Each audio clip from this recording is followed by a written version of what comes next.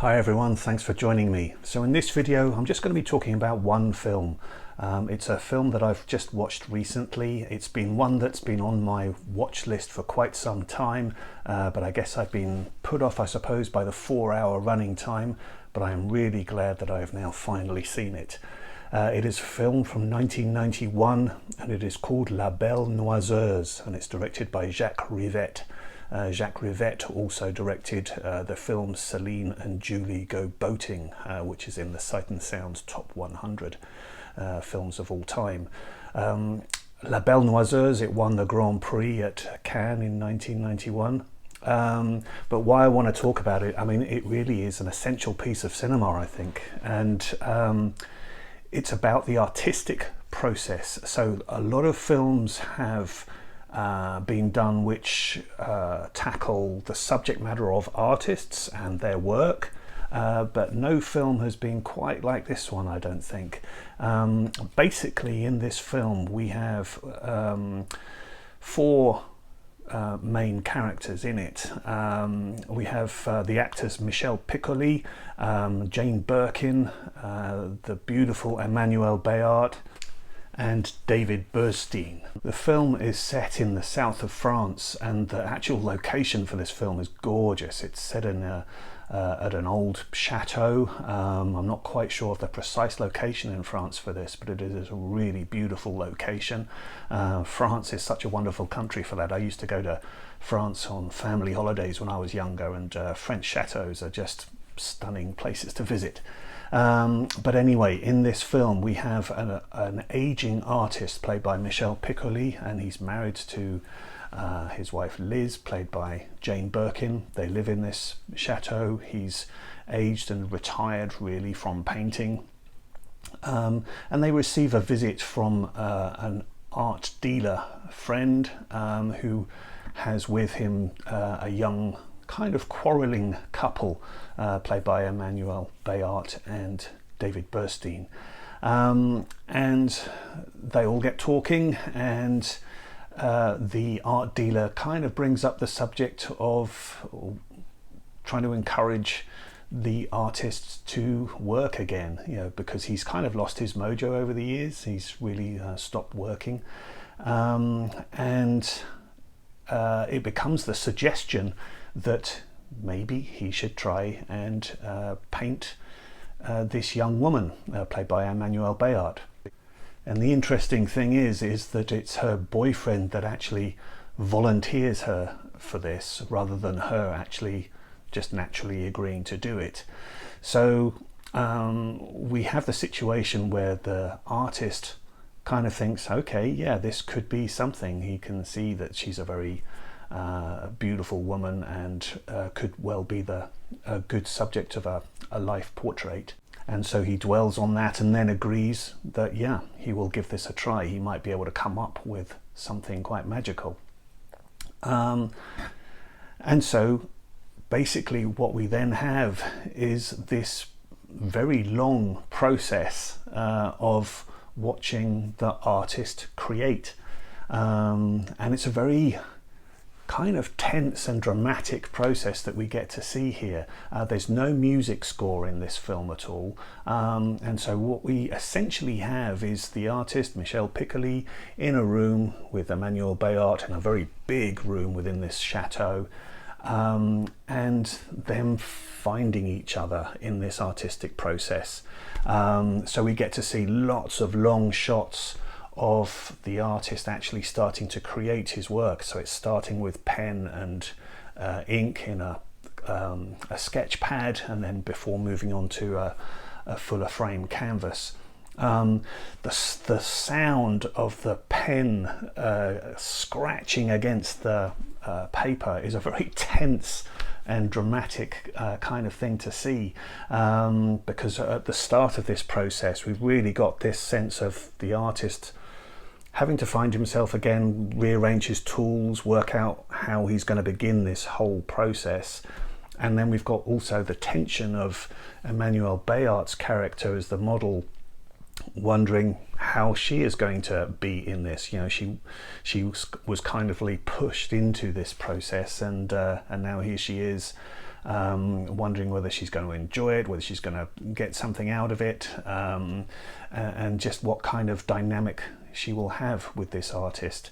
And so this just becomes a really, really fascinating film. It might sound boring perhaps, but believe me, if you can just get interested in the idea of art, then this is a totally fascinating film. And like I say, really unlike any other kind of artist film, which usually are more concerned with perhaps the ego of the artist or the results of their life's work. This is very much about the actual process itself. And so we have plenty of scenes here actually where Emmanuelle Béart, actually I should just say, yeah, Emmanuelle Béart, this is Emmanuelle Béart. She starred in one of my very, very favourite films from the 80s, Manon des Sources, which was the follow-up to Jean de Florette. Really stunning couple of films those, but yeah, this was the film that she came to prominence in, Manon des Sources, in 1986. But yeah, in this film, she does actually spend a lot of the film nude. You know, she has to sort of take off her dressing gown, and she's there nude.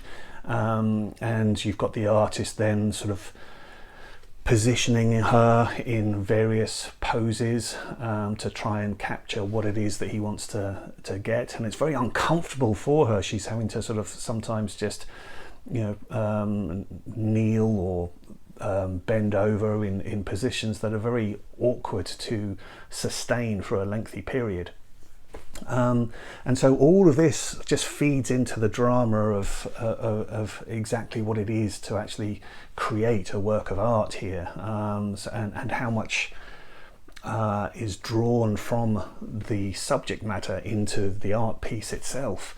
So the more that these two characters interact, the more they loosen up a little bit more, and the more Emmanuelle Béart's character becomes a bit more decisive in how she wants things to happen. So rather than being sort of pushed into poses, you know, perhaps it's better that she actually rearranges things herself and finds a position that makes sense to her based on her sort of life experiences. And again, this might all sound odd, but it will totally make sense when you actually watch it. So yeah, this is just a really, really fascinating film. Like I say, 4-hour film, but it's so compelling once you get into it, and you've just got this really, really interesting dynamic between all of the characters here. What's really interesting with the artist himself, and why Jane Birkin's character as his wife is relevant, is that she describes how, you know, when they met, she was young and fascinated with him as an artist, fell in love with his artistry. In turn, he was in love with her and loved to paint her, use her as his model. But then they've got to a period where that has changed their relationship, and their relationship has kind of stagnated, if you like, since he gave up his artistry. So then we've got this kind of reinvigoration of him wanting to become an artist, but then there's kind of jealousies and difficulties of that dynamic when you've got a young, beautiful model being worked upon by this artist, and you've then got the wife having to kind of encourage her husband hardest to, you know, find his imagination and mojo again, but also being hurt in a way by the fact that he is then becoming invigorated by what he is doing. So yeah, all very, very interesting dynamics there. And equally with Emmanuelle Béart's character, her boyfriend, who had volunteered her for this, he also becomes more and more jealous about the fact that this is occurring. So initially just thinking it would be perhaps a day or so before the artistic work would be completed, but it's actually a longer process than that. And so all this time is passing, and just the effects on their relationship as well is all changing as the process develops. So yeah, very, very interesting film. It's beautifully shot, so lots of very long takes.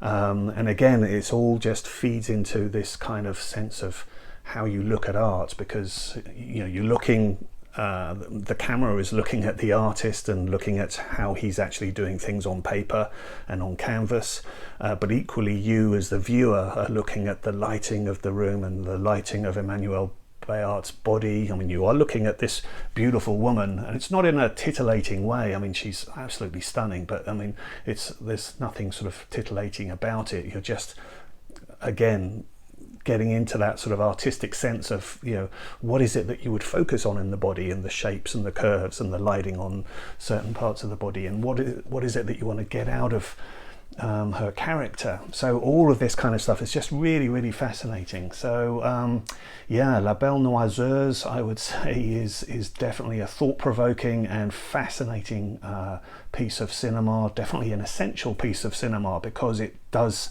something which no other artistic movies have really done or confronted in quite the same way. So yeah, I'm not going to pretend I understood all of the sort of personal politics that happen throughout the movie, but I think, even if you don't like foreign films and you're not even wanting to watch subtitles, you can just watch this film and get so much out of it based on the sounds of the pen against paper, and by looking at the characters' faces. I mean, this is what cinema does. It is a very visual medium, and so it tells you a hell of a lot.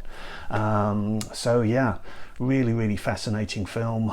Really glad I've now finally seen it. Like I say, 4 hours, it's kind of like, oh gosh, do I really want to watch that? But this is always the way, isn't it? I mean, you put off watching some of these films, and then when you finally do get to see them, it's such a delight. So yeah, if you have seen this film, please do let me know. I know of one person who we both subscribe to each other, and I'm sure he has seen it, but yeah, leave me some comments if you know this film. If you haven't seen it, then yeah, just please do look it up, and I hope it will be of interest to you, particularly if you have any interest in art whatsoever and the artistic process. It's definitely a fascinating film. Okay, thank you very much for listening to me. Thanks if you've made it this far. I do appreciate it. Hopefully I will see you again. All the best to you. Bye bye.